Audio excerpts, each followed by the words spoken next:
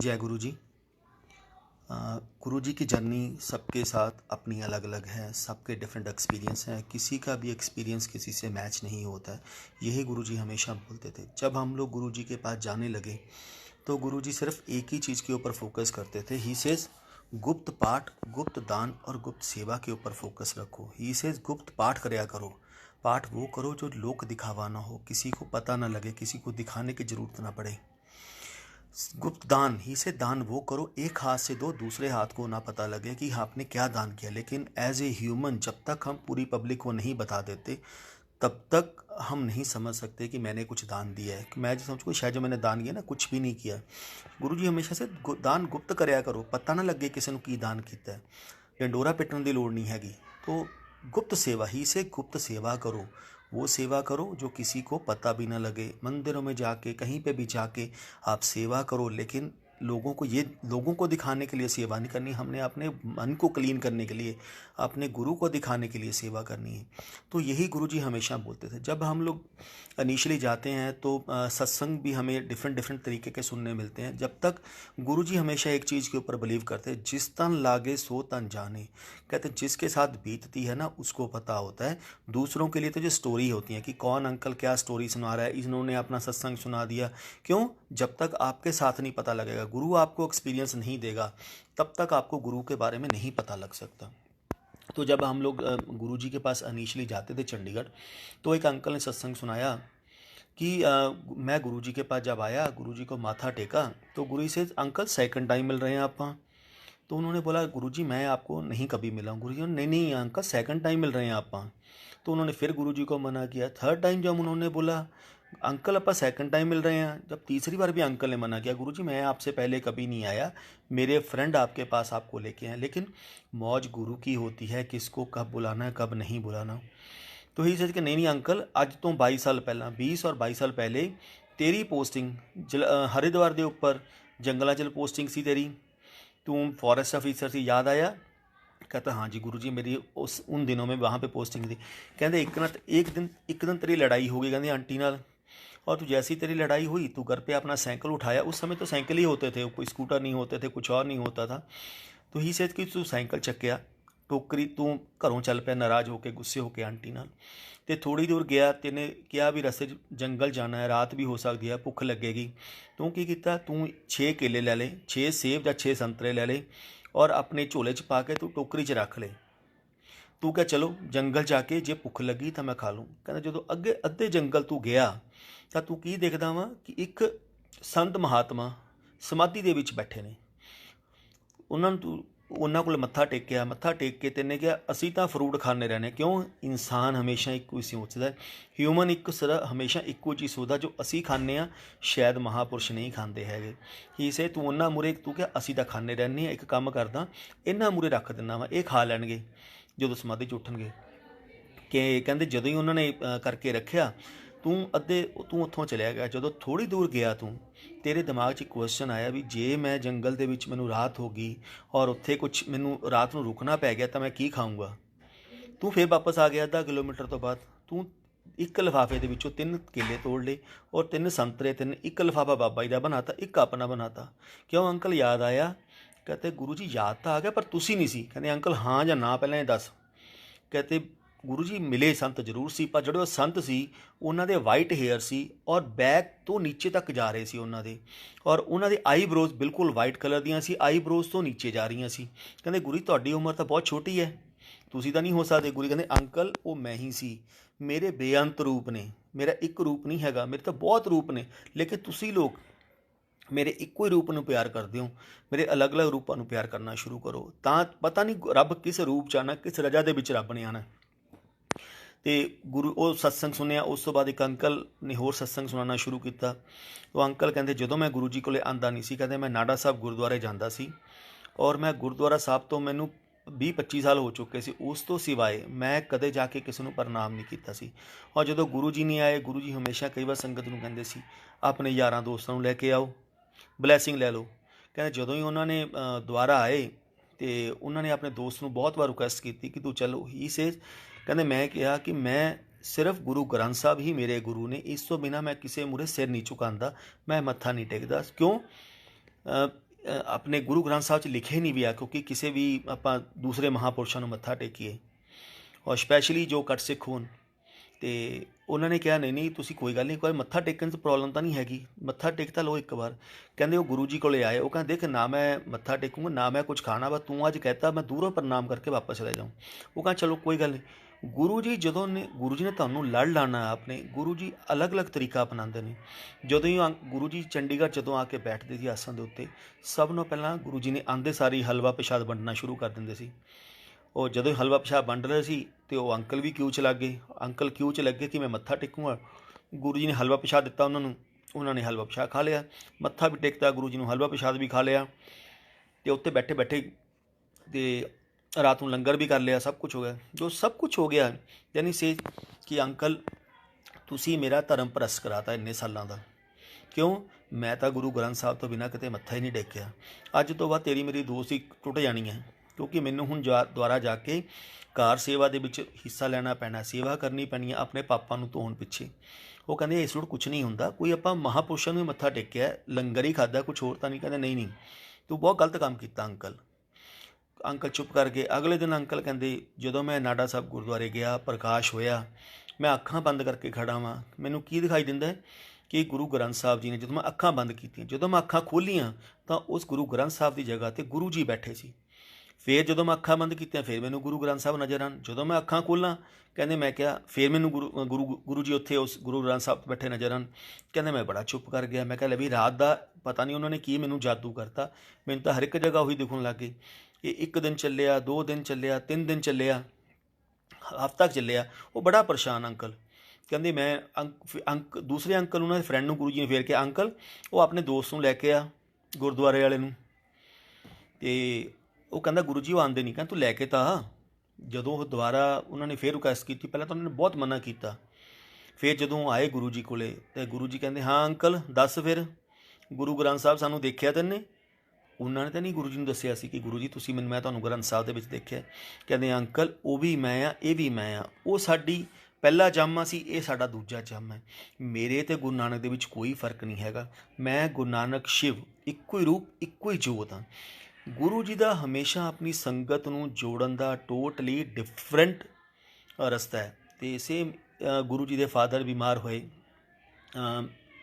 2003 ਔਰ 4 ਦੇ ਵਿੱਚ। ਅਤੇ ਮੈਨੂੰ ਗੁਰੂ ਜੀ ਕਹਿੰਦੇ ਨਰਿੰਦਰ ਬਾਪੂ ਜੀ ਨੂੰ ਨਾ ਡਾਕਟਰ ਨੂੰ ਦਿਖਾ ਕੇ ਲੈ ਕੇ ਆ। ਮੈਂ ਲੁਧਿਆਣੇ ਰਹਿੰਦਾ ਸੀ। ਮੈਂ ਕਿਹਾ ਗੁਰੂ ਜੀ ਜੇ ਤੁਹਾਡਾ ਹੁਕਮ ਹੋਵੇ ਤਾਂ ਮੈਂ ਬਾਪੂ ਜੀ ਨੂੰ ਲੁਧਿਆਣੇ ਲਿਆਉਣਾ ਆਪਣੇ ਘਰੇ, ਸਪੈਸ਼ਲਿਸਟ ਨੂੰ ਦਿਖਾ ਲੈਂਦੇ ਕਿਸੇ ਨੂੰ। ਕਹਿੰਦੇ ਨਹੀਂ ਨਹੀਂ ਮਲੇਰਕੋਟਲੇ ਹੀ ਦਿਖਾਉਣਾ। ਕਿਉਂ?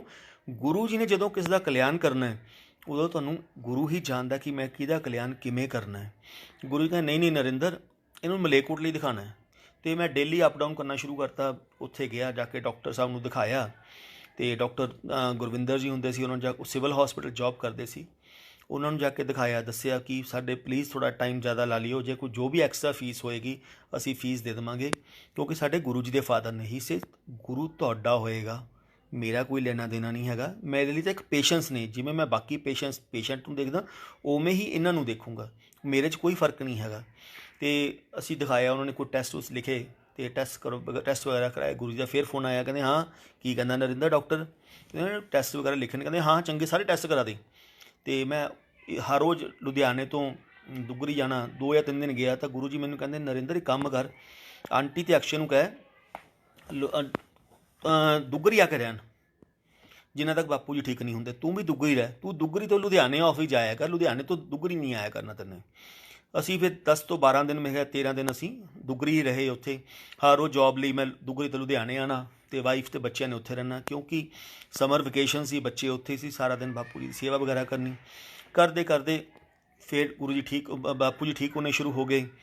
ਅਤੇ ਫਿਰ ਅਸੀਂ ਡਾਕਟਰ ਨੂੰ ਦਿਖਾ ਕੇ ਉਹਨਾਂ ਨੇ ਘਰ ਵਗੈਰਾ ਦਿਖਾਇਆ, ਬਿਲਕੁਲ ਠੀਕ ਹੋ ਗਏ। ਅਤੇ 6-7 ਜੁਲਾਈ ਦਾ ਫੰਕਸ਼ਨ ਆਉਣ ਵਾਲਾ ਸੀ। ਅਤੇ ਗੁਰੂ ਜੀ ਦਾ ਜਨਮ ਦਿਨ ਆਵੇ ਤਾਂ ਹਰ ਇੱਕ ਸੰਗਤ ਨੂੰ ਚਾਅ ਹੁੰਦਾ ਹੈ ਕਿ ਮੈਂ ਆਪਣੇ ਗੁਰੂ ਦੇ ਦਰਸ਼ਨ ਲਈ ਜਾਣਾ, ਗੁਰੂ ਜੀ ਜਨਮ ਦਿਨ ਸੈਲੀਬ੍ਰੇਸ਼ਨ ਕਰੇ, ਗੁਰੂ ਜੀ ਕੋਲ ਮਿਲਾਂ। ਫਿਰ ਕਦੋਂ ਮੌਕਾ ਮਿਲਣਾ ਪਤਾ ਨਹੀਂ।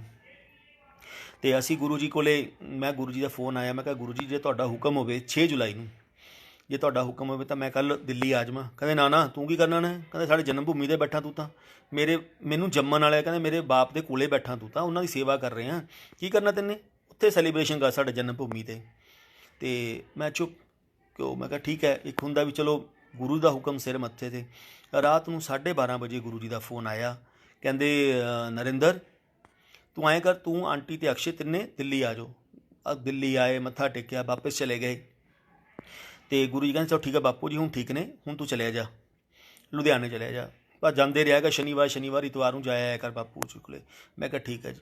मेरी उस टाइम जलंधर पोस्टिंग सी, तो गुरु जी का फोन आया मैनू, कहते नरिंदर एक काम कर, डॉक्टर साहब लैके, जे डॉक्टर ने इलाज किया ना बापू जी ना, उन्होंने जाके सत्संग सुना के आ।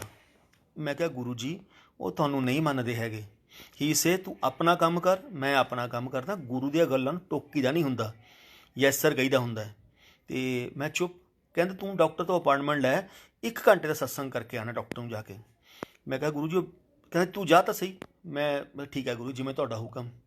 असी प्लान बनाया, डॉक्टर साहब नूं फोन किया। डॉक्टर साहब कहते मैं मतलब ही नहीं बनता तुहानूं मैं टाइम देवां, क्यों मेरे को टाइम है नहीं, मैं अपने पेशेंट दे विच इन्ना बिजी रहना। ही बहुत सो केयरिंग डॉक्टर, गरीबां लई तां स्पैशली वो इन्ने ज़्यादा दयालु ने कि अपनी जेब दे विचों भी दवाइयां लैके दे दिंदे सी।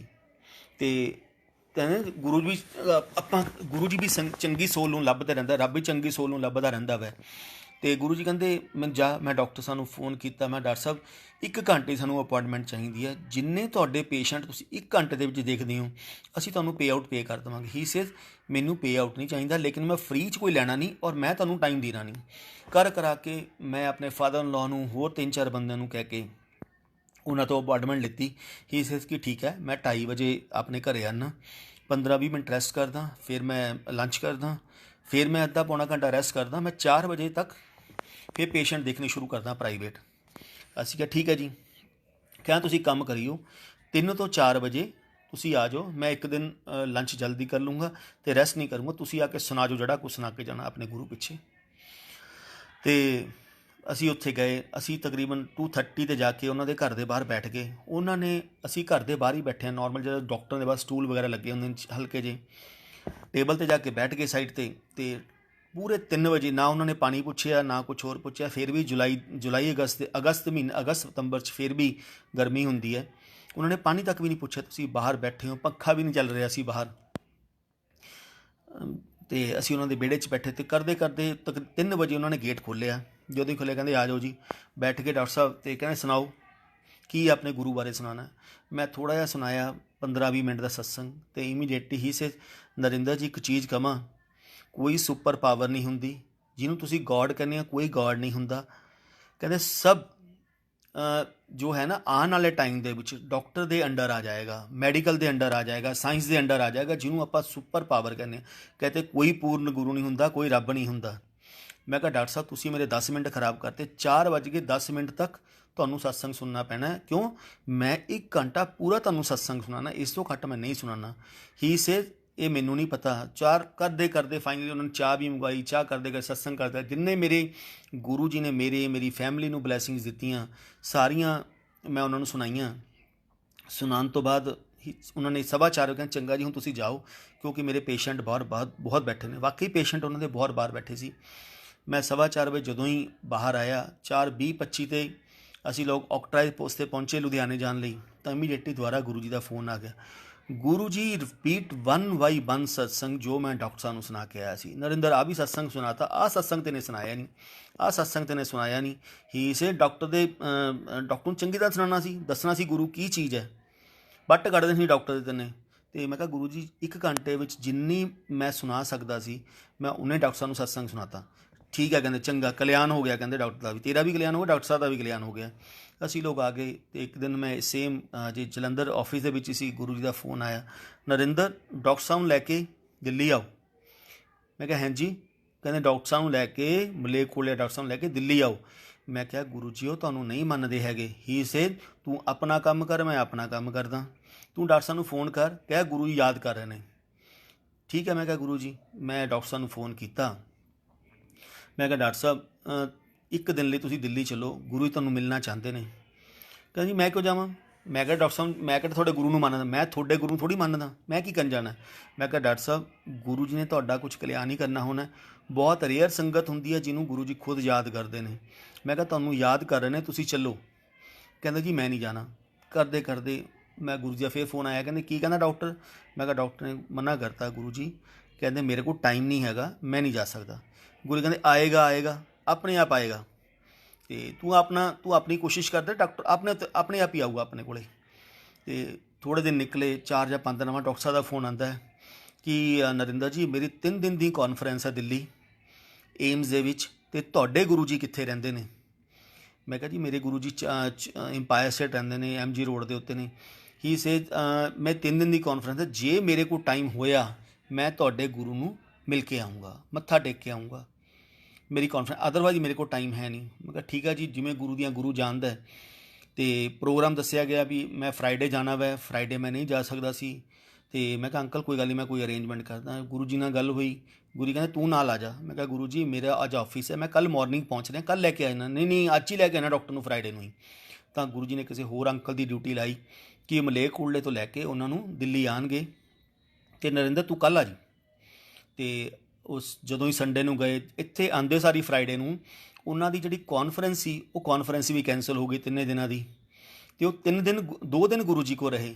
ਜਿੱਦਣ ਗੁਰੂ ਜੀ ਕੋਲ ਫਰਾਈਡੇ ਵਾਲੇ ਦਿਨ ਗਏ, ਗੁਰੂ ਜੀ ਨੇ ਜਿੰਨੇ ਦਿੱਲੀ ਦੇ ਟੌਪ ਹੌਸਪੀਟਲਸ ਨੇ, ਲੈ ਮੈਕਸ, ਲੈ ਫੋਰਟਿਸ, ਲੈ ਅਪੋਲੋ, ਲੈ ਏਮਸ, ਲੈ ਜਿੰਨੇ ਵੀ ਡਾਕਟਰ ਨੇ, ਗੰਗਾ ਰਾਮ, ਸਭ ਦੇ ਹੈੱਡ ਆਫ ਦਾ ਡਿਪਾਰਟਮੈਂਟਸ ਨੂੰ ਗੁਰੂ ਜੀ ਨੇ ਸਤਸੰਗ ਕਰਾਇਆ। ਉਹ ਡਾਕਟਰ ਅੰਕਲ ਨੂੰ, ਜਿੰਨੇ IAS ਨੇ, ਕੁਛ IAS ਤੋਂ, ਕੁਛ IPS ਤੋਂ,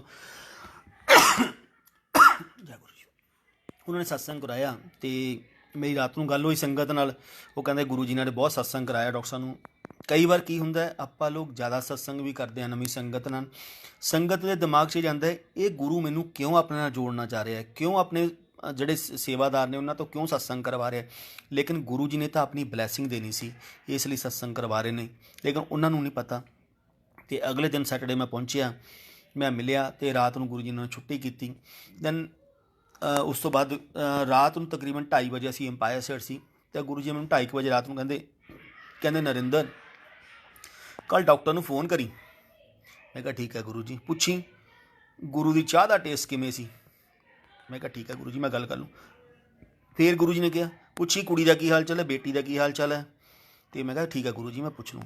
ਧਿਆਨ ਨਾਲ ਪੁੱਛੀ ਬੇਟੀ ਦਾ ਕੀ ਹਾਲ। ਗੁਰੂ ਜੀ ਨੇ 3-4 ਵਾਰ ਕਿਹਾ, ਅਤੇ ਨਰਿੰਦਰ ਪੁੱਛੀ ਬੇਟੀ ਦਾ ਕੀ ਹਾਲ ਚਾਲ ਹੈ? ਅਤੇ ਮੈਂ ਪੁੱਛ ਹੀ ਲਿੱਤਾ ਗੁਰੂ ਜੀ। ਮੈਂ ਕਿਹਾ ਗੁਰੂ ਜੀ ਬੇਟੀ ਨੂੰ ਕੁਛ ਪ੍ਰੋਬਲਮ ਸੀ ਉਹਨਾਂ ਦੇ?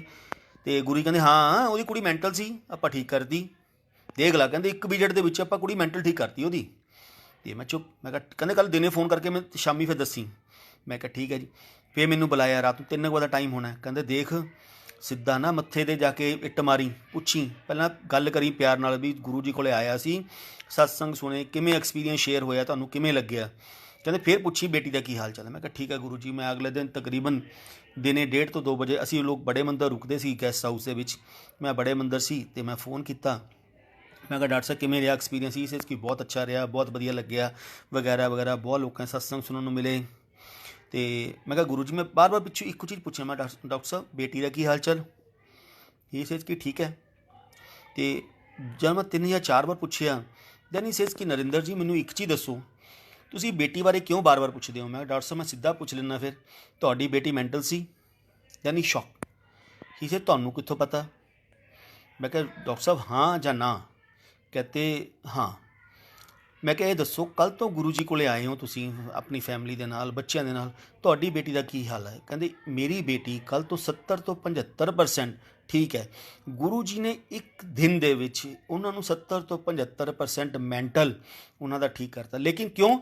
ਉਹਨਾਂ ਦਾ ਟਾਈਮ ਆ ਚੁੱਕਿਆ ਸੀ। ਗੁਰੂ ਜੀ ਕਹਿੰਦੇ ਸੀ ਮੈਂ ਜਦੋਂ ਸੰਗਤ ਨੂੰ ਬੁਲਾਉਣਾ ਹੈ, ਸੰਗਤ ਨੂੰ ਬਲੈਸ ਕਰਨਾ ਹੁੰਦਾ, ਮੈਂ ਘਰੋਂ ਬੁਲਾ ਕੇ ਲੈ ਕੇ ਆਉਣਾ, ਮੇਰੇ ਕੋਲ ਆਉਣ ਦੀ ਵੀ ਲੋੜ ਨਹੀਂ ਹੁੰਦੀ। ਤੁਹਾਡੇ ਕਰਮ ਸਾਫ਼ ਚਾਹੀਦੇ ਨੇ, ਤੁਹਾਨੂੰ ਤਾਂ ਮੈਂ ਘਰੋਂ ਬੁਲਾ ਕੇ ਲੈ ਕੇ ਆਊਂ ਜੋ ਤੁਹਾਡਾ ਕਲਿਆਣ ਕਰਨਾ। ਸੇਮ ਗੁਰੂ ਜੀ ਦਾ ਕਲਿਆਣ ਕਰਨ ਦਾ ਤਰੀਕਾ ਬਿਲਕੁਲ ਹੀ ਡਿਫਰੈਂਟ ਹੈ। ਗੁਰੂ ਜੀ ਇੱਕ ਵਾਰ ਸ਼ਿਵਰਾਤਰੀ ਦੇ ਉੱਤੇ ਨੋਰਮਲੀ ਗੁਰੂ ਜੀ ਅਵੋਇਡ ਕਰਦੇ ਸੀ ਕਿ ਪੁਰਾਣੀ ਗੱਡੀ ਨਹੀਂ ਲੈਣੀ ਚਾਹੀਦੀ, ਪਤਾ ਨਹੀਂ ਕਿਹਦੇ ਕਈ ਵਾਰ ਸੂਟ ਕਰਦੀ ਹੈ, ਕਈ ਵਾਰ ਸੂਟ ਨਹੀਂ ਕਰਦੀ। ਅਤੇ ਮੈਨੂੰ ਗੁਰੂ ਜੀ ਨੇ ਜੋ ਸਭ ਨਾਲੋਂ ਪਹਿਲੀ ਮਾਰੂਤੀ 800 ਦਿੱਤੀ, AC ਕਰ ਦਿੱਤੀ, ਮੇਰੀ ਵਾਈਫ ਨੂੰ ਡਰੀਮ 'ਚ ਆ ਕੇ ਦਿਖਾ ਕੇ ਗਏ ਕਿ ਮਾਰੂਤੀ 800 ਫੁੱਲਾਂ ਨਾਲ ਸਜੀ ਵੀ ਹੈ, ਉਹਦੇ ਉੱਤੇ ਜਲੰਧਰ ਦਾ ਨੰਬਰ ਲੱਗਿਆ ਹੋਇਆ PB08AA ਸਮਥਿੰਗ ਨੰਬਰ, ਔਰ ਉਹੀ ਗੱਡੀ ਗੁਰੂ ਜੀ ਚਲਾ ਕੇ ਲੈ ਕੇ ਆ ਰਹੇ ਨੇ ਆਪਣੇ ਜਨਮ ਦਿਨ ਤੋਂ 1 ਦਿਨ ਪਹਿਲਾਂ 2001 ਦੇ ਵਿੱਚ। ਕਹਿੰਦੀ ਵਾਈਫ ਗੁਰੂ ਜੀ ਕਹਿੰਦੇ ਇਹ ਗੱਡੀ ਦਾ ਨੰਬਰ ਸੀ। ਮੈਂ ਕਿਹਾ ਆਪਣੇ ਕੋਲ ਗੱਡੀ ਲੈਣ ਦੀ ਕਿੱਥੇ ਇੰਨੀ ਔਕਾਤ ਹੈ? ਕਿਉਂ? ਜਿੱਡੀ ਜੋਬ ਹੋਏਗੀ, ਜਿੱਡੀ ਚੱਦਰ ਸੀ, ਉਹਨਾਂ ਆਪਾਂ ਨੂੰ ਪਤਾ ਕਿ ਗੱਡੀ ਲੈਣ ਦੀ ਆਪਣੀ ਔਕਾਤ ਨਹੀਂ ਸੀ। ਲੇਕਿਨ ਜਦੋਂ ਗੁਰੂ ਦੇ ਲੜ ਲੱਗਦੇ ਹੋ, ਗੁਰੂ ਤੁਹਾਨੂੰ ਸਭ ਕੁਝ ਲੈ ਕੇ ਦਿੰਦਾ, ਤੁਹਾਨੂੰ ਹਰ ਇੱਕ ਚੀਜ਼ ਦੀ ਮੌਜ ਕਰਵਾਉਂਦਾ ਵੈ। ਜੋ ਤੁਹਾਡੇ ਕਰਮਾਂ ਦੇ ਵਿੱਚ ਨਹੀਂ ਵੀ ਹੁੰਦਾ, ਉਹ ਵੀ ਤੁਹਾਨੂੰ ਗੁਰੂ ਦਿੰਦਾ। ਗੁਰੂ ਜੀ ਪਹਿਲਾਂ ਮਰੂਤੀ 800 ਦਿੱਤੀ, ਦੈਨ ਗੁਰੂ ਜੀ ਜਲੰਧਰ ਆਏ 2002 ਦੇ ਵਿੱਚ। ਦੈਨ ਮੈਨੂੰ ਗੁਰੂ ਜੀ ਕਹਿੰਦੇ, ਗੁਰੂ ਜੀ ਨੂੰ ਉਨੋ ਗੱਡੀ ਬੜੀ ਪਸੰਦ ਸੀ ਕਿਉਂਕਿ ਉਹਦੀ ਡਿੱਗੀ ਬਹੁਤ ਵੱਡੀ ਹੁੰਦੀ ਸੀ। ਗੁਰੂ ਜੀ ਕਹਿੰਦੇ ਨਰਿੰਦਰ ਉਨੋ ਕਾਰ ਲੈ ਲਾ। ਮੈਂ ਕਿਹਾ ਗੁਰੂ ਜੀ ਉਨੋ ਤਾਂ ਬੰਦ ਹੋ ਚੁੱਕੀ ਹੈ ਨਵੀਂ ਦੀ। ਕਹਿੰਦੇ ਤੂੰ ਪੁਰਾਣੀ ਲੈ ਲਾ। ਪੁਰਾਣੀ ਲਿੱਤੀ, ਦਿੱਲੀ ਆਉਂਦੇ ਜਾਂਦੇ ਰਹੇ। ਇੱਕ ਦਿਨ ਗੁਰੂ ਜੀ ਦਾ ਫੋਨ ਆਇਆ, ਸ਼ਿਵਰਾਤਰੀ ਦਾ ਫੰਕਸ਼ਨ ਸੀ ਅਗਲੇ ਦਿਨ, ਅਤੇ ਗੁਰੂ ਜੀ ਦੇ ਦੋਸਤ ਸੀ ਬਚਪਨ ਦੇ, ਤਕਰੀਬਨ 25 ਸਾਲਾਂ ਬਾਅਦ ਉਹਨਾਂ ਨੂੰ ਲੱਭ ਕੇ ਲੈ ਕੇ ਆਏ। ਉਹਨਾਂ ਦਾ ਨਾਮ ਵੀ ਨਿਰਮਲ ਸਿੰਘ ਸੀ, ਜਿਨ੍ਹਾਂ ਨੂੰ ਲੱਭ ਕੇ ਲੈ ਕੇ ਡਾਕਟਰ ਨਿਰਮਲ ਗਿੱਲ ਸੀ ਉਹਨਾਂ ਦਾ ਨਾਮ, ਲੁਧਿਆਣੇ ਤੋਂ ਲੱਭ ਕੇ ਲੈ ਕੇ ਆਏ। ਗੁਰੂ ਜੀ ਨੇ ਮਿਲਣਾ ਸੀ ਉਹਨਾਂ ਨੂੰ, ਅਤੇ ਉਹ ਵੀ ਨਾਲ ਗਏ। ਅਸੀਂ ਕਰਦੇ ਕਰਦੇ ਗੁਰੂ ਜੀ ਨੇ ਹੁਕਮ ਲਗਾਇਆ ਸੀ ਕਿ ਗੌਰਵ ਨੂੰ ਆਪਣੀ ਗੱਡੀ ਦੇ ਵਿੱਚ ਬਿਠਾ ਕੇ ਲੈ ਕੇ ਆਈ, ਕਿਉਂਕਿ ਉਹਦੇ ਵਿੱਚ ਗੁਰੂ ਜੀ ਦਾ ਲੰਗਰ ਮਲੇਰਕੋਟਲੇ ਤੋਂ ਲੈ ਕੇ ਆਉਣਾ ਹੈ। ਮੇਰੇ ਲਈ ਗੌਰਵ ਜਸਟ ਲਾਈਕ ਮਾਈ ਚਾਈਲਡ, ਜਿਵੇਂ ਮੇਰਾ ਬੇਟਾ ਸੀ ਉਵੇਂ ਹੀ ਮੇਰੇ ਲਈ ਗੌਰਵ ਅਤੇ ਸੋਨੀਆ ਸੀ। ਅਤੇ ਉਹ ਕਹਿੰਦਾ ਅੰਕਲ ਮੈਂ ਕੰਮ ਕਰੂੰਗਾ, ਤੁਸੀਂ ਨਰਿੰਦਰ ਅੰਕਲ ਤੁਸੀਂ ਚਲੋ, ਮੈਂ ਡਾਕਟਰ ਸਾਹਿਬ ਨਾਲ ਆਪਾਂ ਕਰਨਾਲ ਮਿਲਦੇ ਹਾਂ। ਅਤੇ ਬੱਚੇ ਜਦੋਂ ਜਿੱਦ ਪੈਂਦੇ ਨੇ ਤੁਸੀਂ ਕੁਛ ਨਹੀਂ ਕਰ ਸਕਦੇ, ਲੇਕਿਨ ਗੁਰੂ ਨੇ ਆਪਣੀ ਲੀਲਾ ਰਚਣੀ ਹੈ ਜਦੋਂ ਰਚਣੀ ਹੈ। ਗੁਰੂ ਜੀ ਮੈਨੂੰ ਉੱਥੋਂ ਲੈ ਆ ਕੇ ਅਸੀਂ ਲੋਕ ਕਰਨਾਲ ਮਿਲੇ, ਝਿਲਮਿਲ ਦੇ ਉੱਤੇ ਜਾ ਕੇ ਬੈਠੇ, ਰਾਤ ਨੂੰ ਸਨੈਕਸ ਵਗੈਰਾ ਲਿੱਤੇ ਚਾਹ ਦੇ ਨਾਲ, ਉੱਥੋਂ ਚੱਲੇ। ਤਾਂ ਮੇਰੀ ਗੱਡੀ ਵਿੱਚ ਹਲਕੇ ਪਾਣੀਪਤ ਕ੍ਰੋਸ ਕਰਦੇ ਸਾਰੀ ਜਿਵੇਂ ਇੱਕ ਝਾਂਜਰ ਖੜਕਦੀ ਹੁੰਦੀ ਹੈ, ਉਸ ਤਰ੍ਹਾਂ ਝਾਂਜਰ ਖੜਕਣੀ ਸ਼ੁਰੂ ਹੋ ਗਈ। ਧੀਰੇ ਧੀਰੇ ਕਰਦੇ ਪਾਣੀਪਤ ਕ੍ਰੋਸ ਕੀਤਾ। ਪਾਣੀਪਤ ਤੋਂ ਬਾਅਦ ਗੱਡੀ ਨੇ ਬਲੋ ਲੈਣਾ ਸ਼ੁਰੂ ਕਰਤਾ। ਮਕੈਨਿਕ ਨੂੰ ਦਿਖਾਈ, ਉਹਨੇ ਥੋੜ੍ਹਾ ਮੋਟਾ ਰਿਪੇਅਰ ਕੀਤਾ, ਫਿਰ ਅੱਗੇ ਚਲੇ ਗਏ। ਉਹ ਕਹਿੰਦਾ ਨਹੀਂ ਤੁਹਾਡੀ ਗੱਡੀ ਠੀਕ ਆ। ਅੱਗੇ ਜਦੋਂ ਅਸੀਂ ਸਮਾਲਖਾ ਤੋਂ ਅੱਗੇ ਜਾ ਕੇ ਪਹੁੰਚੇ, ਗੱਡੀ 'ਚ ਪ੍ਰੋਬਲਮ ਹੋਣੀ ਸ਼ੁਰੂ ਹੋ ਗਈ। ਸੋਨੀਪਤ ਤੋਂ ਜਾਣੀ ਕਿ ਮੁਰਥਲ ਤੋਂ ਪਹਿਲਾਂ ਤਾਂ ਜਾਣੀ ਕਿ ਇੰਨਾ ਜ਼ਿਆਦਾ ਬਲੋ ਹੋ ਗਿਆ, ਮੈਂ ਗੁਰੂ ਜੀ ਲੰਗਰ ਜਲਦੀ ਜਲਦੀ ਭੇਜਿਆ ਦੂਜੀ ਗੱਡੀ ਦੇ ਵਿੱਚ, ਔਰ ਉਹਨਾਂ ਨੂੰ ਕਿਹਾ ਕਿਉਂ, ਗੁਰੂ ਜੀ ਲਈ ਮੱਕੀ ਰੋਟੀ ਸਰੋਂ ਦਾ ਸਾਗ ਪਿੰਡ ਤੋਂ ਬਣ ਕੇ ਜਾ ਰਿਹਾ ਸੀ, ਅਤੇ ਉਹਨਾਂ ਨੂੰ ਭੇਜਤਾ ਕਿ ਗੁਰੂ ਜੀ ਕਿਤੇ ਲੰਗਰ ਦੀ ਵੇਟ ਨਾ ਕਰਦੇ, ਹੁਣ ਕੋਈ ਗੱਲ ਨਹੀਂ ਅਸੀਂ ਪਹੁੰਚ ਜਾਂਗੇ। ਮੇਰੇ ਫਾਦਰ ਇਨ ਲੋ, ਮੇਰਾ ਬੇਟਾ ਅਤੇ ਵਾਈਫ, ਅਸੀਂ ਗੱਡੀ ਦੇ ਵਿੱਚ ਸੀ। ਧੱਕਾ ਲਾ ਕੇ ਅਸੀਂ ਪਹੁੰਚੇ, ਚਲੋ ਦੇਖਦੇ ਹਾਂ। ਬਟ ਗੱਡੀ ਇੰਨੀ ਬਲੋ ਹੋ ਗਈ, ਫਾਈਨਲੀ ਅਪੋਲੋ ਇੰਟਰਨੈਸ਼ਨਲ ਸਕੂਲ ਜੋ ਸੋਨੀਪਤ ਦੇ ਕੋਲ ਹੈ, ਮੁਰਥਲ ਤੋਂ ਪਹਿਲਾਂ, ਅਸੀਂ ਉੱਥੇ ਆ ਕੇ ਮੇਰੀ ਗੱਡੀ ਬਿਲਕੁਲ ਹੀ ਖ਼ਰਾਬ ਹੋ ਗਈ। ਅਸੀਂ ਕ੍ਰੋਸ ਕਰਕੇ ਦੂਜੀ ਰੋਡ 'ਤੇ ਗਏ, ਉੱਥੇ ਆ ਕੇ ਗੱਡੀ ਪੈਟਰੋਲ ਪੰਪ 'ਤੇ ਪਾਰਕ ਕਰਤੀ, ਔਰ ਉੱਥੇ ਖੜ੍ਹੇ ਰਹੇ ਵੀ ਦੇਖਦੇ ਹਾਂ ਕਿਵੇਂ ਕਰਨਾ। ਜਦ ਤੱਕ ਗੁਰੂ ਜੀ ਕੋਲ ਜਦੋਂ ਹੀ ਗੌਰਵ ਅਤੇ ਬਾਕੀ ਪਹੁੰਚੇ, ਡਾਕਟਰ ਸਾਹਿਬ ਉਹਨਾਂ ਦੇ ਦੋਸਤ, ਤਾਂ ਗੁਰੂ ਜੀ ਕਹਿੰਦੇ ਨਰਿੰਦਰ ਕਿੱਥੇ ਹੈ? ਕਹਿੰਦੇ ਗੁਰੂ ਜੀ ਨਰਿੰਦਰ ਤਾਂ ਆਇਆ ਨਹੀਂ ਹੈਗਾ, ਐਂ ਕਰਕੇ ਗੱਡੀ ਖ਼ਰਾਬ ਹੋ ਗਈ। ਅੱਛਾ ਕੀ ਹੋ ਗਿਆ? ਕਹਿੰਦੇ ਗੁਰੂ ਜੀ ਐਂ ਕਰਕੇ ਗੱਡੀ 'ਚ ਪ੍ਰੋਬਲਮ ਆ ਗਈ। ਗੁਰੂ ਜੀ ਆਪਣੇ ਰੂਮ 'ਚ ਗਏ। ਗੁਰੂ ਜੀ ਨੇ ਫ਼ੋਨ ਚੱਕਿਆ, ਮੈਨੂੰ ਫ਼ੋਨ 'ਤੇ ਤਕਰੀਬਨ 45 ਤੋਂ 50 ਮਿੰਟ, ਇੱਕ ਮਿੰਟ ਬਾਅਦ ਮੈਨੂੰ ਗੁਰੂ ਜੀ ਨੇ ਗੱਲ ਕੀਤੀ। 50 ਕਾਲਾਂ ਕੀਤੀਆਂ ਹੋਣਗੀਆਂ, 1 ਮਿੰਟ ਦੇ ਵਿੱਚ ਅੱਧੀ ਕਾਲ ਕਰ, ਤੈਨੂੰ ਕਿਹਨੇ ਕਿਹਾ ਸੀ ਪੁਰਾਣੀ ਗੱਡੀ ਲੈ ਕੇ ਜਾਣ ਨੂੰ, ਕਿਉਂ ਲਿੱਤੀ ਤੈਨੇ, ਵਗੈਰਾ ਬਹੁਤ ਕੁਝ ਚੱਲਦਾ ਰਿਹਾ। ਅਤੇ ਐਂ ਕਰ ਹੁਣ ਗੱਡੀ ਦੇ ਵਿੱਚੋਂ ਸਾਰਾ ਸਮਾਨ ਬਾਹਰ ਕੱਢ, ਗੱਡੀ ਨੂੰ ਅੱਗ ਲਾ ਕੇ ਮੈਂ ਗੱਡੀ ਭੇਜਦਾ, ਗੱਡੀ 'ਚ ਆ ਜਾ। ਅਤੇ ਮੈਂ ਚੁੱਪ। ਫਿਰ ਕਹਿੰਦੇ ਰੁਕ, ਮੈਂ ਡਰਾਈਵਰ ਭੇਜਦਾ ਵਾਂ, ਉਹ ਡਰਾਈਵਰ ਸੁਬਾਹ ਗੱਡੀ ਠੀਕ ਕਰਾਊਗਾ, ਤੂੰ ਤੇਰੇ ਲਈ ਗੱਡੀ ਭੇਜਤੀ, ਤੂੰ ਆ ਜਾ। ਅਸੀਂ ਰਾਤ ਨੂੰ ਤਕਰੀਬਨ 4:15 ਵਜੇ ਸੁਬਾਹ ਅਸੀਂ ਇੰਪਾਇਰ ਸਟੇਟ ਪਹੁੰਚੇ। 4:05 ਤੱਕ ਗੁਰੂ ਜੀ ਇੰਪਾਇਰ ਸਟੇਟ 'ਚ ਜਾਗਦੇ ਪਏ ਸੀ ਕਿ ਮੇਰੇ ਬੱਚੇ ਆ ਰਹੇ ਨੇ, ਉਹ ਪਰੇਸ਼ਾਨੀ ਦੇ ਵਿੱਚ ਨੇ, ਜਦੋਂ ਪਹੁੰਚ ਜਾਣਗੇ ਫਿਰ ਮੈਂ ਜਾਂਦਾ ਵਾਂ। ਦੈਨ ਫਾਈਨਲੀ ਅਗਲੇ ਦਿਨ ਸ਼ਿਵਰਾਤਰੀ ਦਾ ਫੰਕਸ਼ਨ ਹੈ। ਕਰਦੇ ਗੁਰੂ ਜੀ ਕੋਲ ਜਦੋਂ ਹੀ ਅਸੀਂ ਪਹੁੰਚੇ ਰਾਤ ਨੂੰ 4:15 ਵਜੇ, ਗੁਰੂ ਜੀ ਦਾ ਹੁਕਮ ਹੋ ਗਿਆ ਸੀ ਕਿ ਉਹਨਾਂ ਨੂੰ ਕਹੋ ਮੱਥਾ ਟੇਕ ਕੇ ਬੜੇ ਮੰਦਰ ਜਾਓ, ਜਾ ਕੇ ਲੰਗਰ ਪ੍ਰਸ਼ਾਦ ਕਰੋ, ਚਾਹ ਪ੍ਰਸ਼ਾਦ ਉੱਥੇ ਜਾ ਕੇ ਪੀਣੀ ਹੈ। ਅਸੀਂ ਲੋਕ ਬੜੇ ਮੰਦਰ ਗਏ, ਅਤੇ ਅਗਲੇ ਦਿਨ ਗਏ ਤਾਂ ਮੱਥਾ ਟੇਕਿਆ। ਇਨ ਬਿਟਵੀਨ ਜਦੋਂ ਅਸੀਂ ਕਰਨਾਲ ਪਹੁੰਚੇ ਸੀ, ਮਟਕਨ ਆਂਟੀ ਜੋ ਪਟਿਆਲੇ ਵਾਲੇ ਨੇ, ਉਹ ਗੁਰੂ ਜੀ ਕੋਲ ਖੜ੍ਹੇ ਸੀ, ਔਰ ਗੁਰੂ ਜੀ ਕਹਿੰਦੇ ਦੇਖ ਮਟਕਾ, ਨਰਿੰਦਰ ਨੂੰ ਗੁਰੂ ਵੀ ਚਾਹੀਦਾ ਅਤੇ ਨੌਕਰੀ ਵੀ ਚਾਹੀਦੀ ਹੈ। ਉਹ ਇੱਕ ਮਿਆਨ 'ਚ 2 ਤਲਵਾਰਾਂ ਨਹੀਂ ਰਹਿੰਦੀਆਂ ਹੁੰਦੀਆਂ, ਇੱਕ ਮਿਆਨ 'ਚ ਇੱਕੋ ਹੀ ਤਲਵਾਰ ਰਹਿੰਦੀ ਹੁੰਦੀ ਹੈ, ਜਾਂ ਗੁਰੂ ਰਹੂਗਾ ਜਾਂ ਨੌਕਰੀ ਰਹੂਗੀ। ਇਹ ਉਹਨੇ ਦੇਖਣਾ, ਨਰਿੰਦਰ ਨੇ ਡਿਸਾਈਡ ਕਰਨਾ ਉਹਨੂੰ ਗੁਰੂ ਚਾਹੀਦਾ ਕਿ ਨੌਕਰੀ ਚਾਹੀਦੀ ਹੈ। ਅਤੇ ਆਂਟੀ ਚੁੱਪ ਕਰ ਗਏ। ਜਦੋਂ ਅਗਲੇ ਦਿਨ ਗੁਰੂ ਜੀ ਆਸਨ 'ਤੇ ਬਿਰਾਜਮਾਨ ਸੀ, ਲੰਗਰ ਵਗੈਰਾ ਹੋ ਗਿਆ, ਸਭ ਕੁਝ ਹੋ ਗਿਆ। ਆਪਣੇ ਫਰੈਂਡਸ ਨੂੰ ਗੁਰੂ ਜੀ ਨੇ ਸਭ ਨੂੰ ਮਿਲਾਇਆ, ਮੇਨਕਾ ਆਂਟੀ ਨੂੰ ਮਿਲਾਇਆ, ਹੋਰਾਂ ਨੂੰ ਮਿਲਾਇਆ ਕਿ ਮੇਰੇ ਬਚਪਨ ਦਾ ਦੋਸਤ ਹੈ, ਦੇਖੋ ਨਿਰਮਲ ਸਿੰਘ। ਜਦੋਂ ਮੇਰੀ ਟਰਨ ਆਈ, ਆਸਨ 'ਤੇ ਬੜੇ ਮੰਦਰ ਆਸਨ 'ਤੇ ਬੈਠੇ, ਕਹਿੰਦੇ ਨਰਿੰਦਰ ਇੱਕ ਮਿਆਨ 'ਚ 2 ਤਲਵਾਰਾਂ ਰਹਿੰਦੀਆਂ ਹੁੰਦੀਆਂ, ਜਾਂ ਨੌਕਰੀ ਜਾਂ ਗੁਰੂ, ਹੁਣ ਤੂੰ ਡਿਸਾਈਡ ਕਰ ਤੂੰ ਕਿਹਨੂੰ ਲੈਣਾ। ਅਤੇ ਮੈਂ ਕਿਹਾ ਗੁਰੂ ਜੀ ਮੈਨੂੰ ਗੁਰੂ ਚਾਹੀਦਾ, ਨੌਕਰੀਆਂ ਨਹੀਂ ਚਾਹੀਦੀਆਂ, ਗੁਰੂ ਹੈਗਾ ਤਾਂ ਨੌਕਰੀਆਂ ਤਾਂ ਬਹੁਤ ਨੇ। ਤਾਂ ਗੁਰੂ ਜੀ ਹੱਸਣ ਲੱਗ ਗਏ, ਜਾ ਕਹਿੰਦੇ ਐਸ਼ ਕਰ ਤੂੰ। ਅਤੇ ਗੁਰੂ ਜੀ ਨੇ ਮੇਰੀ ਗੱਡੀ ਆਪਣੇ ਕੋਲ ਰਖਵਾਈ, ਕਿਸੇ ਅੰਕਲ ਦੀ ਡਿਊਟੀ ਲਗਾਈ, ਕਹਿੰਦੇ ਅੰਕਲ ਇਹ ਗੱਡੀ ਠੀਕ ਕਰਵਾ ਕੇ ਦੇ। ਅਤੇ ਮੈਨੂੰ ਕਹਿੰਦੇ ਉਹਨਾਂ ਦੀ ਵਾਈਫ ਨੂੰ ਕਿਹਾ ਆਂਟੀ ਇੱਕ ਕੰਮ ਕਰ, ਨਰਿੰਦਰ ਨੂੰ ਆਪਣੀ ਗੱਡੀ ਦੇ, ਇਹ ਲੁਧਿਆਣੇ ਲੈ ਕੇ ਜਾਊਗਾ। ਅਸੀਂ ਲੋਕ ਅਗਲੇ ਦਿਨ ਲੁਧਿਆਣੇ ਗਏ, ਲੁਧਿਆਣੇ ਚਲੇ ਗਏ। ਗੁਰੂ ਜੀ ਨੇ ਉਹਨਾਂ ਦੀ ਗੱਡੀ ਲੈ ਕੇ, ਕਿਉਂਕਿ ਉਹਨਾਂ ਦੇ ਫਰੈਂਡ ਨੂੰ ਵੀ ਡ੍ਰੌਪ ਕਰਨਾ ਸੀ, ਔਰ ਮੇਰੇ ਫਾਦਰ ਇਨ ਲਾਅ ਨੂੰ ਗੁਰੂ ਜੀ ਨੇ ਆਪਣੇ ਕੋਲ ਹੀ ਰੱਖ ਲਿਆ। ਮੇਰੇ father in law Guru ji ਦੇ ਕਲਾਸ ਫੈਲੋ ਸੀ ਬਚਪਨ ਦੇ, ਲੇਕਿਨ ਮੰਨਣਾ ਬਹੁਤ ਦੂਰ 'ਚ ਸ਼ੁਰੂ ਕੀਤਾ ਉਹਨਾਂ ਨੇ। ਅਤੇ ਉਹਨਾਂ ਕੋਲ ਅੱਗੇ ਗੱਡੀ ਠੀਕ ਹੋ ਗਈ। ਜਿਸ ਦਿਨ ਗੱਡੀ ਠੀਕ ਹੋਈ ਅਤੇ ਉਹਦੇ ਵਿੱਚ ਜਦੋਂ ਮੈਂ ਲੁਧਿਆਣੇ ਲੈ ਕੇ ਗਿਆ, ਉਹਦੇ ਵਿੱਚ ਇੱਕ ਵੀ ਡਾਕੂਮੈਂਟ ਨਹੀਂ ਸੀ। ਜੇ ਮੈਨੂੰ ਕੋਈ ਰਾਤ ਨੂੰ ਪੁਲਿਸ ਵਾਲਾ ਕਿਸੇ ਨਾਕੇ 'ਤੇ ਰੋਕ ਲੈਂਦਾ ਜਾਂ ਕਿਤੇ ਵੀ ਰੋਕ ਲੈਂਦਾ, ਮੇਰੇ ਕੋਲ ਗੱਡੀ ਸੀਜ਼ ਹੁੰਦੀ ਸੀ, ਪਲੱਸ ਮੈਂ ਪੁਲਿਸ ਸਟੇਸ਼ਨ ਦੇ ਵਿੱਚ ਹੁੰਦਾ। ਬਟ ਗੁਰੂ ਦੀਆਂ ਬਲੈਸਿੰਗਾਂ ਜਦੋਂ ਨਾਲ ਚੱਲਦੀਆਂ ਨੇ, ਤੁਹਾਨੂੰ ਕੋਈ ਰੋਕ ਵੀ ਨਹੀਂ ਸਕਦਾ। ਅਤੇ ਮੈਂ ਜਦੋਂ ਗੁਰੂ ਜੀ ਨੇ ਗੱਡੀ ਠੀਕ ਕਰਵਾਈ, 12 ਜਾਂ 13 ਦਿਨ ਬਾਅਦ ਗੱਡੀ ਠੀਕ ਹੋਈ, ਅਤੇ ਗੁਰੂ ਜੀ ਨੇ ਫ਼ੋਨ ਕਰਵਾਇਆ ਕਿ ਨਰਿੰਦਰ ਨੂੰ ਕਹਿ ਗੱਡੀ ਠੀਕ ਹੋ ਗਈ, ਆਪਣੀ ਗੱਡੀ ਲੈ ਜਾਵੇ, ਜਿਹੜੀ ਆਂਟੀ ਦੀ ਗੱਡੀ ਉਹ ਵਾਪਸ ਕਰ ਦੇਵੇ। ਮੈਂ ਆਪਣੇ ਫਾਦਰ ਇਨ ਲਾਅ ਨੂੰ ਫ਼ੋਨ ਕੀਤਾ ਕਿ ਪਲੀਜ਼ ਗੁਰੂ ਜੀ ਨੂੰ ਰਿਕੁਐਸਟ ਕਰੋ ਕਿ ਇਹ ਗੱਡੀ ਦਾ ਇੱਕ ਵੀ ਪੇਪਰ ਹੈ ਨਹੀਂ, ਕੋਈ ਡਰਾਈਵਰ ਉੱਧਰੋਂ ਲੈ ਕੇ ਮੇਰੀ ਗੱਡੀ ਆ ਜਾਵੇ ਅਤੇ ਮੈਂ ਆਪਣੀ ਗੱਡੀ ਵਾਪਸ ਲੈਣਗੇ। ਤਾਂ ਗੁਰੂ ਜੀ ਪਿੱਛੋਂ ਸਪੀਕਰ ਫੋਨ 'ਤੇ ਬੋਲ ਰਹੇ ਨੇ, ਨਰਿੰਦਰ ਨੂੰ ਕਹੇ ਅਸੀਂ ਉਹਦੇ ਨੌਕਰ ਨਹੀਂ ਲੱਗੇ ਹੋਏ ਹੈਗੇ, ਆਪਣੀਆਂ ਗੱਡੀਆਂ ਖੁਦ ਆ ਕੇ ਲੈ ਕੇ ਜਾਵੇ। ਅਸੀਂ ਨੌਕਰ ਲੱਗੇ ਹਾਂ ਕਿਸੇ ਦੇ ਵੀ ਗੱਡੀਆਂ ਹੀ ਭੇਜੀਏ। ਚਲੋ ਜੀ, ਮੈਂ ਕਿਹਾ, ਫਿਰ ਗੁਰੂ ਜੀ ਨਾਲ ਗੱਲ ਕੀਤੀ। ਮੈਂ ਕਿਹਾ ਗੁਰੂ ਜੀ, ਇਹਦੇ ਵਿੱਚ ਇੱਕ ਵੀ ਪੇਪਰ ਨਹੀਂ ਹੈਗਾ, ਅਤੇ ਜੇ ਕਿਸੇ ਨੇ ਪੁਲਿਸ ਵਾਲੇ ਨੇ ਪਕੜ ਲਿਆ ਮੁਸ਼ਕਿਲ ਹੋ ਜੀ। ਸੇ ਤੂੰ ਸੁਬਾਹ 6 ਵਜੇ ਚੱਲਣਾ ਔਰ 12 ਵਜੇ ਬੜੇ ਮੰਦਰ ਪਹੁੰਚ ਜੀ। ਤੈਨੂੰ ਕੋਈ ਬਸ 60 ਦੀ ਸਪੀਡ ਤੋਂ ਉੱਤੇ ਨਹੀਂ ਜਾਣਾ, ਤੈਨੂੰ ਕੋਈ ਨਹੀਂ ਰੋਕਦਾ, ਜਾਂ ਐਸ਼ ਕਰ ਤੂੰ। ਅਸੀਂ ਸੁਬਾਹ 6 ਵਜੇ ਚੱਲੇ, 12 ਸਾਢੇ 12 ਅਸੀਂ ਬੜੇ ਮੰਦਰ ਪਹੁੰਚ ਗਏ। ਕਿਸੇ ਨੇ ਵੀ ਪੁਲਿਸ ਵਾਲੇ ਨੇ ਰੋਕਿਆ, ਕਿਸੇ ਨੇ ਕੁਛ ਨਹੀਂ ਕਿਹਾ। ਫਾਈਨਲੀ ਇਹ ਹੋਇਆ ਕਿ ਚਲੋ ਪਹੁੰਚ ਗਏ। ਜਦੋਂ ਸ਼ਾਮ ਨੂੰ ਅੰਦਰ ਗਏ, ਗੁਰੂ ਜੀ ਨੇ ਆਪਣੇ ਰੂਮ 'ਚ ਬੁਲਾ ਲਿਆ। ਗੁਰੂ ਜੀ ਕਹਿੰਦੇ, ਨਰਿੰਦਰ, ਉਸ ਦਿਨ ਤੇਰੇ ਗ੍ਰਹਿ ਇੰਨੇ ਖਰਾਬ ਚੱਲਦੇ ਸੀ ਨਾ, ਜਿੱਦਣ ਤੂੰ ਆ ਰਿਹਾ ਸੀ, ਤੇਰਾ ਅੰਗ ਟੁੱਟਣਾ ਸੀ। ਕਹਿੰਦੇ ਉਦਣ ਕਹਿੰਦੇ ਤੇਰੇ ਸਾਰੇ ਗ੍ਰਹਿ ਮੈਂ ਤੇਰੀ ਗੱਡੀ ਦੇ ਉੱਤੇ ਪਾਤੇ। ਕਹਿੰਦੇ ਦੇਖ ਗੁਰੂ ਨੇ ਤੇਰੀਆਂ ਕਿੰਨੀਆਂ ਬਲੈਸਿੰਗਾਂ ਕੀਤੀਆਂ, ਤੇਰੀ ਜ਼ਿੰਦਗੀ ਬਖਸ਼ਣ ਪਿੱਛੇ, ਤੇਰੀ ਲਾਈਫ ਨੂੰ ਬਲੈਸ ਕਰਨ ਪਿੱਛੇ, ਸਾਰੀਆਂ ਜਿੰਨੇ ਤੇਰੇ ਅੰਗ ਟੁੱਟਣੇ ਸਾਰੇ ਦੇ ਸਾਰੀਆਂ ਮੈਂ ਗੱਡੀ ਦੇ ਪਾਰਟ ਤੋੜਤੇ। ਉਹਨਾਂ ਦੇ ਉਹ ਪਾਰਟ ਦੱਸਿਆ ਮਕੈਨਿਕ ਨੇ, ਉਹ ਪਾਰਟ ਟੁੱਟੇ ਜਿਹੜੇ ਅੱਜ ਤੱਕ ਟੁੱਟ ਨਹੀਂ ਸਕਦੇ ਸੀ, ਕਦੇ ਕੋਈ ਵੀ ਚੀਜ਼ 'ਤੇ ਟੁੱਟ ਨਹੀਂ ਸਕਦੀ। ਗੁਰੂ ਕਹਿੰਦੇ ਦੇਖ ਲਾ, ਗੁਰੂ ਨੇ ਤੇਰੀ ਲਾਈਫ ਬਲੈਸ ਕਰਤੀ। ਕਮਲਾ, ਜਦੋਂ ਗੁਰੂ ਦੇ ਲੜ ਲੱਗਦੇ ਹੋ, ਗੁਰੂ ਤੁਹਾਡਾ ਧਿਆਨ ਰੱਖੇ, ਤੁਹਾਨੂੰ ਕੁਝ ਕਰਨ ਦੀ ਲੋੜ ਨਹੀਂ। ਅਤੇ ਚੁੱਪ ਕਰ ਗਿਆ ਮੈਂ। ਗੁਰੂ ਜੀ ਦੇ ਅੰਦਰ ਰੂਮ 'ਚ ਬੈਠੇ ਸੀ, ਗੁਰੂ ਜੀ ਦੇ ਲੈਗਸ ਵਗੈਰਾ ਪ੍ਰੈਸ ਕਰ ਰਹੇ ਸੀ। ਗੁਰੂ ਜੀ ਮੈਨੂੰ ਕਹਿੰਦੇ, ਨਰਿੰਦਰ, ਨਵੀਂ ਗੱਡੀ ਲੈ ਲਾ। ਮੈਂ ਕਿਹਾ ਗੁਰੂ ਜੀ, ਇਹ ਗੱਡੀ ਵੇਚ ਦਿੰਦਾ ਵਾ। ਕਹਿੰਦੇ ਇਹ ਗੱਡੀ ਰੱਖਣੀ ਨਹੀਂ ਹੁਣ ਆਪਾਂ ਨੇ ਆਪਣੇ ਕੋਲੇ।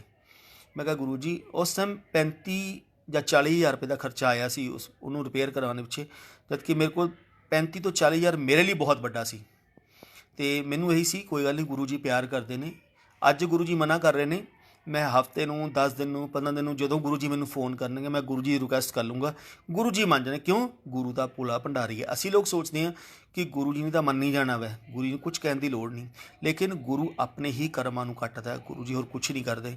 ਅਤੇ ਕਰਦੇ ਕਰਦੇ ਮੈਨੂੰ ਗੁਰੂ ਕਹਿੰਦੇ, ਨਰਿੰਦਰ, ਨਵੀਂ ਗੱਡੀ ਲੈ ਲਾ। ਮੈਂ ਕਿਹਾ ਗੁਰੂ ਜੀ, ਨਵੀਂ ਗੱਡੀ ਲੈਣ ਦੀ ਮੇਰੇ ਔਕਾਤ ਹੈ ਨਹੀਂ। ਮੈਂ ਇੱਕ ਕੰਮ ਕਰਦਾ, ਮਰੂਤੀ 800 ਨਵੀਂ ਕਢਵਾ ਲੈਣਾ, 2-2.25 ਲੱਖ ਦੀ ਆਏਗੀ।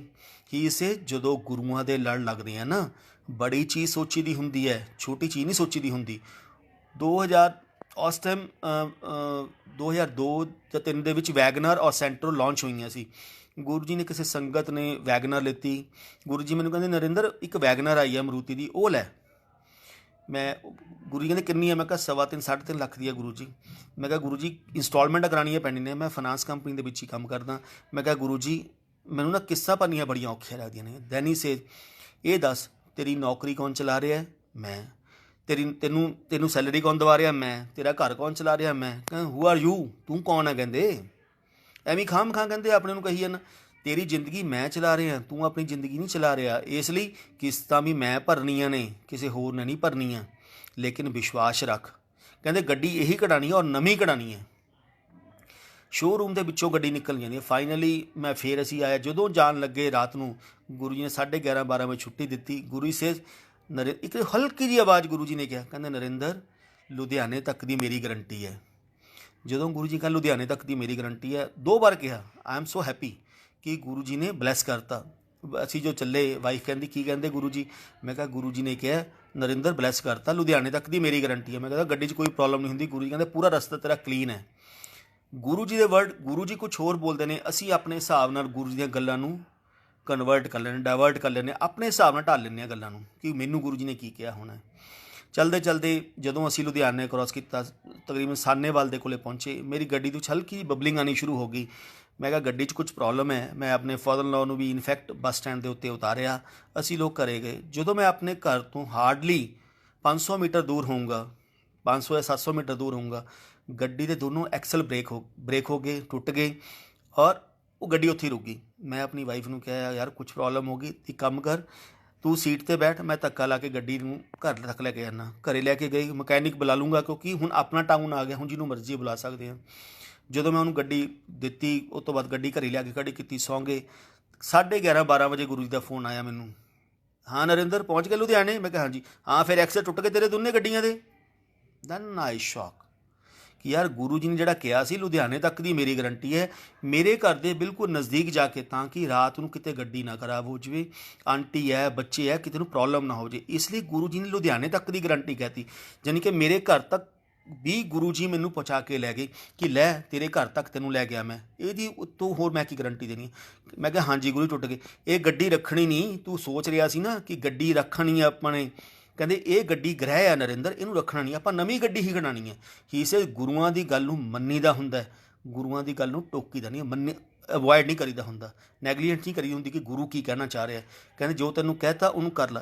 ਅਤੇ ਇਸ ਲਈ ਮੇਰੀ ਜ਼ਿੰਦਗੀ ਦੇ ਵਿੱਚ ਕਿੰਨੀ ਵਾਰ ਮੇਰੀ ਫੈਮਿਲੀ ਦਾ, ਮੇਰੀ ਵਾਈਫ ਦਾ, ਮੇਰੇ ਬੱਚਿਆਂ ਦਾ ਕਿੰਨੀ ਵਾਰ ਗੁਰੂ ਜੀ ਨੇ ਲਾਈਫ ਬਲੈਸ ਕੀਤੀ ਹੈ, ਉਹਨਾਂ ਬਾਰੇ ਪਤਾ ਹੀ ਨਹੀਂ। ਦੈਨ ਸੇਮ ਇੱਕ ਵਾਰ ਗੁਰੂ ਜੀ ਮੈਂ ਅਹਿਮਦਾਬਾਦ ਮੇਰੀ ਪੋਸਟਿੰਗ ਹੁੰਦੀ ਸੀ, ਗੁਰੂ ਜੀ ਨੇ ਬਹੁਤ ਬਲੈਸ ਕੀਤਾ ਮੈਨੂੰ। ਅਹਿਮਦਾਬਾਦ ਮੈਨੂੰ ਚੰਡੀਗੜ੍ਹ ਪਹਿਲਾਂ ਪੋਸਟਿੰਗ ਹੁੰਦੀ ਸੀ, ਫਿਰ ਅਹਿਮਦਾਬਾਦ ਪੋਸਟਿੰਗ ਹੁੰਦੀ ਸੀ, ਬਹੁਤ ਬਲੈਸ ਕੀਤਾ ਮੈਨੂੰ। ਅਗਰ ਮੈਂ ਕਹਾਂ ਮੇਰੀ ਜ਼ਿੰਦਗੀ ਦੇ ਗੋਲਡਨ ਪੀਰੀਅਡ 2002 ਤੋਂ ਲੈ ਕੇ 2007 ਤੱਕ ਇਸ ਜਨਮ ਦੇ ਗੋਲਡਨ ਪੀਰੀਅਡ ਸੀ, ਜਿਹਦੇ ਵਿੱਚ ਗੁਰੂ ਨੇ ਮੈਨੂੰ ਆਪਣੇ ਨਾਲ ਇੰਨਾ ਪਿਆਰ ਦਿੱਤਾ ਜਿਹਦੇ ਬਾਰੇ ਸ਼ਾਇਦ ਮੈਂ ਉਸ ਕਾਬਿਲ ਵੀ ਹੈ ਨਹੀਂ ਸੀ। ਗੁਰੂ ਜੀ ਨੇ ਇੱਕ ਦਿਨ ਮੈਂ ਗੁਰੂ ਜੀ ਕੋ ਮਿਲਣ ਲਈ ਆਇਆ ਥਰਸਡੇ ਨੂੰ, ਮੈਨੂੰ ਲੁਧਿਆਣੇ ਜਾਣ ਦਾ ਹੁਕਮ ਨਹੀਂ ਹੁੰਦਾ ਸੀ। ਹੀ ਸੇ ਤੂੰ ਲੁਧਿਆਣੇ ਨਹੀਂ ਜਾਣਾ, ਆਂਟੀ ਲੁਧਿਆਣੇ ਤੋਂ ਦਿੱਲੀ ਆਏਗੀ ਔਰ ਤੂੰ ਅਹਿਮਦਾਬਾਦ ਤੋਂ ਦਿੱਲੀ ਆਏਗਾ, ਇੱਥੇ ਹੀ ਬੜੇ ਮੰਦਰ ਰਹੀ ਹੋ, ਜੋ ਸਮਾਨ ਲੈ ਕੇ ਦੇਣਾ ਇੱਥੋਂ ਲੈ ਕੇ ਦਿਆ ਕਰ ਰਾਸ਼ਨ। ਮੇਰੇ ਘਰ ਦਾ ਰਾਸ਼ਨ ਵੀ ਲੁਧਿਆਣੇ ਦੀ ਬਜਾਏ ਬਿੱਗ ਬਾਜ਼ਾਰ ਗੁੜਗਾਉਂ ਤੋਂ ਜਾਂਦਾ ਸੀ।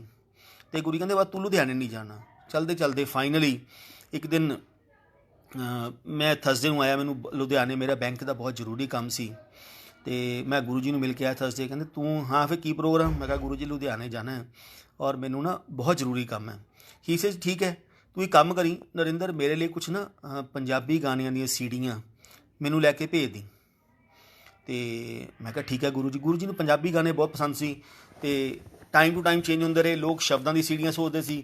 ਗੁਰੂ ਕਹਿੰਦੇ ਤੇਰੀ ਡਿਊਟੀ ਸਿਰਫ ਪੰਜਾਬੀ ਗਾਣੇ ਲੇਟੈਸਟ ਲੈ ਕੇ ਆਉਣੇ ਨੇ, ਕਮੇਡੀ ਵਾਲੇ ਲੈ ਕੇ ਆਉਣੇ, ਹੋਰ ਲੈ ਕੇ ਆਉਣੇ, ਬਟ ਸ਼ਬਦ ਨਹੀਂ ਲੈ ਕੇ ਆਉਣੇ ਤੈਨੇ ਕਦੇ। ਅਤੇ ਠੀਕ ਹੈ ਮੈਂ ਕਿਹਾ ਗੁਰੂ ਜੀ ਜੇ ਤੁਹਾਡਾ ਹੁਕਮ ਹੋਵੇ ਤਾਂ ਮੈਂ ਮੰਡੇ ਨੂੰ ਮੇਰੀ ਫਲਾਈਟ ਹੈ ਭੋਪਾਲ ਦੀ ਦਿੱਲੀ ਤੋਂ, ਅਤੇ ਜੇ ਤੁਹਾਡਾ ਹੁਕਮ ਹੋਵੇ ਤਾਂ ਮੈਂ ਦੇ ਕੇ ਚਲਿਆ ਜਾਵਾਂ। ਕਹਿੰਦੇ ਮੰਡੇ ਸਭ ਲਈ ਬੰਦ ਹੈ, ਮੰਡੇ ਟਿਊਜ਼ਡੇ ਵੈਨਸਡੇ ਸਾਰੀ ਸੰਗਤ ਲਈ ਬੰਦ ਹੈ। ਕਹਿੰਦੇ ਤੂੰ ਕੋਈ ਖਾਸ VIP ਆ? ਮੈਂ ਕਿਹਾ ਨਹੀਂ ਗੁਰੂ ਜੀ ਮੈਂ ਤਾਂ ਅਰਦਾਸ ਕੀਤੀ ਜੇ ਤੁਸੀਂ ਕਹੋ। ਨਹੀਂ ਸਭ ਲਈ ਬੰਦ, ਮਤਲਬ ਸਭ ਲਈ ਬੰਦ। ਕੋਰੀਅਰ ਕਰ ਦੇ, ਇੰਪਾਇਰ ਸਟੇਟ ਦਾ ਐਡਰੈਸ ਨੋਟ ਕਰਕੇ ਲੈ ਜਾ ਔਰ ਕੋਰੀਅਰ ਕਰ ਦੀ। ਮੈਂ ਕਿਹਾ ਠੀਕ ਹੈ ਗੁਰੂ ਜੀ। ਮੈਂ ਸੈਟਰਡੇ ਨੂੰ ਜਾ ਕੇ ਲਿੱਤੀਆਂ, ਸੰਡੇ ਨੂੰ ਕੋਰੀਅਰ ਕਰਕੇ ਆਇਆ ਅਤੇ 12:30 ਵਜੇ ਦੁਪਹਿਰੇ ਜਦੋਂ ਕੋਰੀਅਰ ਕਰਕੇ ਆ ਗਿਆ, ਇਮੀਡੀਏਟਲੀ 1 ਵਜੇ ਗੁਰੂ ਜੀ ਦਾ ਫੋਨ ਆ ਗਿਆ, ਹਾਂ ਦੇ ਆਇਆ ਫਿਰ ਕੋਰੀਅਰ ਕਰਿਆ ਆ? ਮੈਂ ਕਿਹਾ ਹਾਂਜੀ ਗੁਰੂ ਜੀ। ਯਾਰ ਤੂੰ ਹੀ ਲੈ ਕੇ ਆ ਜਾ, ਮੰਡੇ ਦਾ ਦਿਨ ਹੈ, ਸ਼ਿਵ ਦੀਆਂ ਬਲੈਸਿੰਗਾਂ ਲੈ ਕੇ ਚਲੇ ਜਾ, ਨਾਲੇ ਲੰਗਰ ਕਰਕੇ ਚਲੇ ਜਾਈਂ, ਬੋਨਸ ਹੈ ਕਹਿੰਦੇ ਤੇਰੇ ਲਈ। ਮੈਂ ਕਿਹਾ ਠੀਕ ਹੈ Guru ji, I am so happy.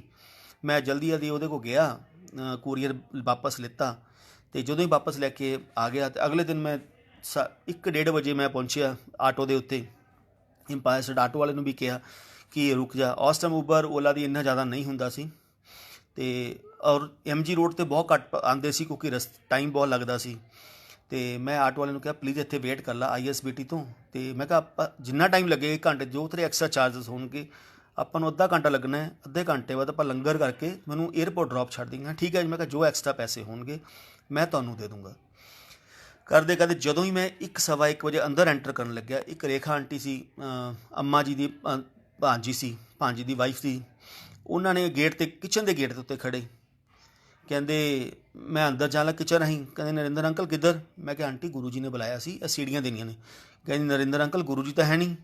ਮੈਂ ਕਿਹਾ ਆਂਟੀ ਮੈਂ ਵੀ ਗੁਰੂ ਜੀ ਦੀ ਸੇਵਾ ਦੇ ਵਿੱਚ ਰਹਿੰਦਾ ਵਾਂ, ਮੈਨੂੰ ਪਤਾ ਜੇ ਗੁਰੂ ਜੀ ਸਾਹਮਣੇ ਵੀ ਬੈਠੇ ਦਿਖਦੇ ਹੋਣ ਸ਼ੀਸ਼ੇ ਦੇ ਵਿੱਚੋਂ ਵੀ, ਜੇ ਸੇਵਾਦਾਰ ਨੂੰ ਕਹਿ ਦੇਣ ਨਹੀਂ ਹੈਗਾ ਤਾਂ ਫਿਰ ਉਹ ਨਹੀਂ ਹੈਗਾ। ਕਿ ਜਿਹਨੂੰ ਗੁਰੂ ਜੀ ਨੇ ਮਿਲਣਾ ਉਹਨੂੰ ਮਿਲਣਾ, ਜਿਹਨੂੰ ਨਹੀਂ ਮਿਲਣਾ ਉਹਨੂੰ ਨਹੀਂ ਮਿਲਣਾ। ਜਿੱਦਾਂ ਇਹ ਨਹੀਂ ਹੈਗਾ ਕਿ ਬਹੁਤ ਕਲੋਜ਼ ਹੈ, ਇਹ ਨਹੀਂ ਹੈਗਾ ਕੋਈ ਦੂਰ ਹੈ, ਸਭ ਲਈ ਇੱਕੋ ਹੀ ਰੂਲ ਸੀ। ਮੈਂ ਕਿਹਾ ਆਂਟੀ ਗੁਰੂ ਜੀ ਨੇ ਬੁਲਾਇਆ ਸੀ, ਸਪੈਸ਼ਲ ਬੁਲਾਇਆ, ਔਰ ਮੈਨੂੰ ਪਤਾ ਗੁਰੂ ਜੀ ਅੰਦਰ ਬੈਠੇ ਨੇ, ਪਲੀਜ਼ ਗੁਰੂ ਜੀ ਨੂੰ ਜਾ ਕੇ ਇੱਕ ਥੋੜ੍ਹਾ ਜਿਹਾ ਸੁਨੇਹਾ ਦੇ ਦਿਓ कि नरिंਦਰ आया, नरिंਦਰ ने सीढ़ियाँ देनियां ने। मैं आंटी गुरु जी ने कहा ਸੀ ਲੰਗਰ ਕਰਕੇ ਜਾਈ। ਕਹਿੰਦੇ ਅੰਕਲ ਤੁਹਾਡੇ ਆਉਣ ਤੋਂ 5 ਮਿੰਟ ਪਹਿਲਾਂ ਤੁਸੀਂ ਹਜੇ ਇੰਪਾਇਰ ਸਟੇਟ ਦੇ ਗੇਟ ਦੇ ਉੱਤੇ ਹੀ ਹੋਵੋਗੇ। ਗੁਰੂ ਜੀ ਨੇ ਸਪੈਸ਼ਲ ਬੁਲਾ ਕੇ ਮੈਨੂੰ ਕਹਿ ਰੇਖਾ ਆਂਟੀ ਨਰਿੰਦਰ ਆ ਰਿਹਾ, ਨਰਿੰਦਰ ਨੂੰ ਅੰਦਰ ਨਹੀਂ ਆਉਣ ਦੇਣਾ। ਨਰਿੰਦਰ ਨੂੰ ਚਾਹ ਪ੍ਰਸ਼ਾਦ ਪਿਲਾ ਕੇ, ਮਿੱਠੇ ਦਾ ਪ੍ਰਸ਼ਾਦ ਦੇ ਕੇ, ਖਿਲਾ ਕੇ, ਨਾਲ ਇੱਕ ਮਠਿਆਈ ਦਾ ਡੱਬਾ ਲੈ ਦੇ ਦੀ। ਉਹਨੂੰ ਕਹੇ ਬਲੈਸਿੰਗਾਂ ਨੇ ਗੁਰੂ ਜੀ ਦੀਆਂ, ਆਪਣੀ ਜਾ ਕੇ ਸਟਾਫ ਨੂੰ ਵੀ ਖਿਲਾਵੇ ਉੱਥੇ ਅਹਿਮਦਾਬਾਦ ਜਾ ਕੇ। ਮੈਂ ਫਿਰ ਆਂਟੀ ਨੂੰ ਕਿਹਾ, ਮੈਂ ਕਿਹਾ ਆਂਟੀ ਪਲੀਜ਼ ਦੁਬਾਰਾ ਪੁੱਛ ਲਓ, ਗੁਰੂ ਜੀ ਨੇ ਕਿਹਾ ਸੀ ਲੰਗਰ ਕਰਕੇ ਜਾਈ। ਕਹਿੰਦੇ ਅੰਕਲ मैं दोबारा गुरु जी को नहीं आना, गुरु जी स्पेशल इंस्ट्रक्शन है। I am so upset. Aunty ने चाह प्रसाद पिलाई, मिठा प्रसाद खिलाया, नाल एक मिठाई का डब्बा दिता प्रसाद कि गुरु जी ने जिमें कहा उमें किया। मैं फाइनली 3:30-4 बजे एयरपोर्ट पर पहुँचा। 5:30 की मेरी फ्लाइट सी। ਜਦੋਂ ਹੀ ਫਲਾਈਟ ਟੇਕ ਆਫ ਹੋਣ ਲੱਗੀ ਉਹਦੇ ਵਿੱਚ ਕੁਝ ਪ੍ਰੋਬਲਮ ਹੋ ਗਈ। ਕਰਦੇ ਤਕਰੀਬਨ 5 ਮਿੰਟ 10 ਮਿੰਟ 15 ਮਿੰਟ ਕਰਦੇ 1 ਘੰਟਾ ਡਿਲੇ ਹੋ ਗਈ।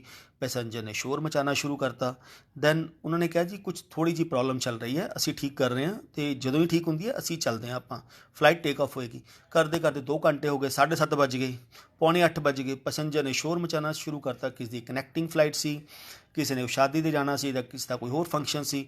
ਦੈਨ ਉਹਨਾਂ ਨੇ ਕਿਹਾ ਜੀ ਇੰਜਨ ਦੇ ਵਿੱਚ ਪ੍ਰੋਬਲਮ ਆਈ ਵੀ ਹੈ, ਇਸ ਲਈ ਅਸੀਂ ਤੁਹਾਨੂੰ ਹਜੇ ਟੇਕ ਆਫ ਨਹੀਂ ਕਰਵਾਉਣੀ ਅਤੇ ਤੁਸੀਂ ਆਪਣੇ ਬੋਰਡਿੰਗ ਪਾਸ ਕੈਂਸਲ ਕਰਾਓ। ਡਿਨਰ ਦਾ ਅਰੇਂਜਮੈਂਟ ਹੋ ਗਿਆ, ਲੌਂਚ ਜਾਓ, ਜਾ ਕੇ ਆਪਣਾ ਡਿਨਰ ਕਰੋ।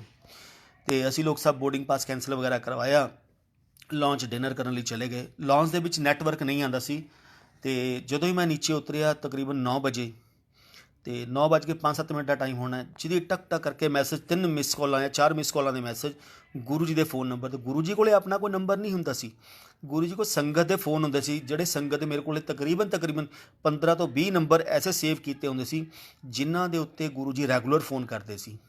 ਅਤੇ ਜਦੋਂ ਉਹ ਲੇਕਿਨ ਗੁਰੂ ਜੀ ਨੇ ਇੱਕ ਇੰਸਟਰਕਸ਼ਨ ਮੈਨੂੰ ਦੇ ਕੇ ਰੱਖੀ ਸੀ, ਨਰਿੰਦਰ ਕਦੇ ਵੀ ਮੈਨੂੰ ਬੈਕ ਕਾਲ ਨਾ ਕਰੀ ਗਲਤੀ ਨਾਲ ਵੀ। ਮੈਂ ਕਿਹਾ ਠੀਕ ਹੈ ਗੁਰੂ ਜੀ, ਜਿਵੇਂ ਗੁਰੂ ਜੀ ਦਾ ਹੁਕਮ।